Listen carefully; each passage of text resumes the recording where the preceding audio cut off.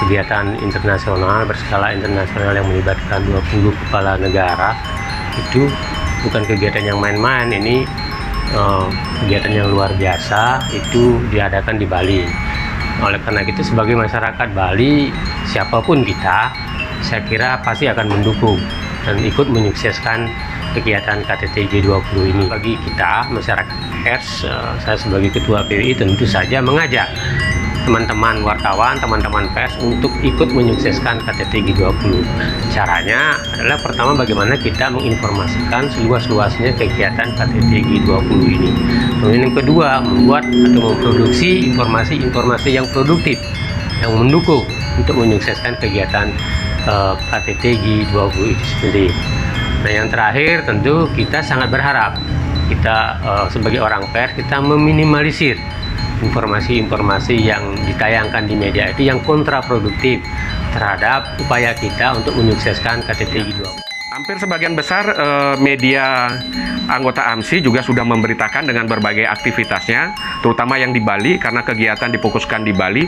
Dari setiap event yang kegiatan yang ada dilakukan di Bali, teman-teman AMSI di Bali juga sudah memberitakan, termasuk juga kita juga teman-teman anggota AMSI ini mendapatkan rilis dari panitia maupun dari Pemda terkait kegiatan yang berkaitan dengan KTT G20.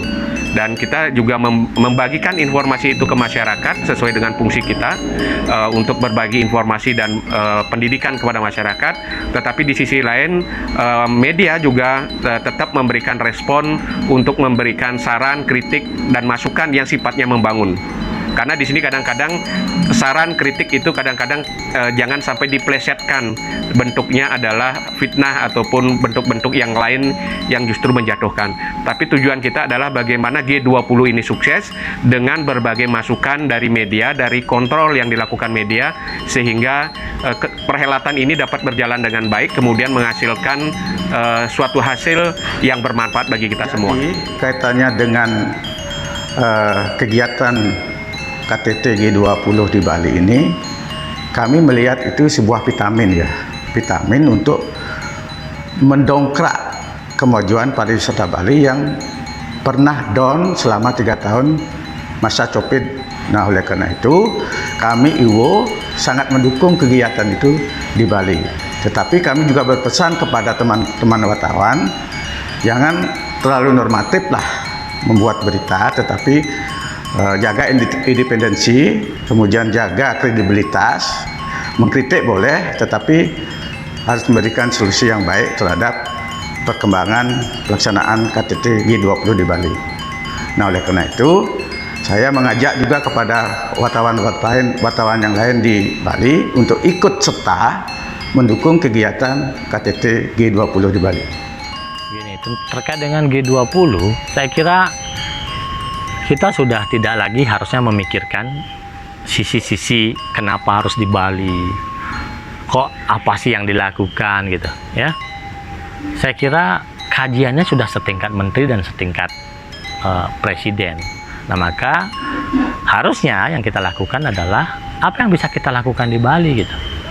Jadi apa kira-kira benefit yang ada di Bali gitu, dan mungkin Indonesia.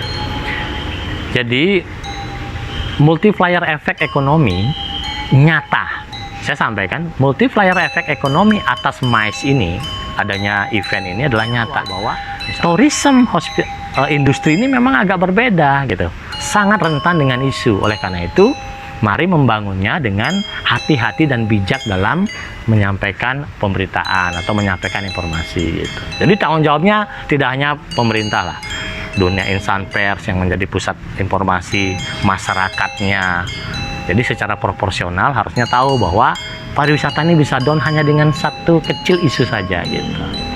Bali siap, Bali aman untuk KTT G20. Kami segenap insan radio sebali mendukung penuh gelaran KTT G20.